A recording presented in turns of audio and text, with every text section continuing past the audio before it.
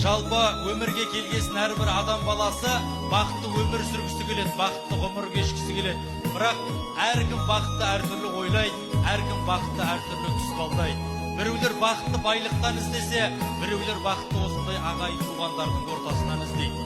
Біреулер бақытты денсаулықтан іздесе, біреулер бақытты жардың қызығынан іздейді. Біреулер бақытты мансаптан іздесе, біреулер бақытты атақтан іздеп жатады. Негізі бақытты адам қандай болады деген сұраққа Жүсіп Баласағұн деген бабамыз былай деп жауап берген екен.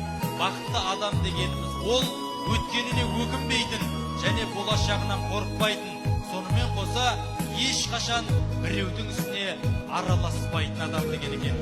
Сонымен қоса бірде Толстойдан шәкірті келіп сұраған екен дейді: ұстаз, адамзаттың баласы қай кезде бақытты болады деп.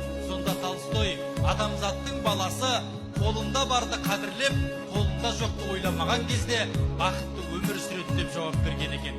Адам бақыты үшін көп нәрсе қажет емес екен ғой ағайын.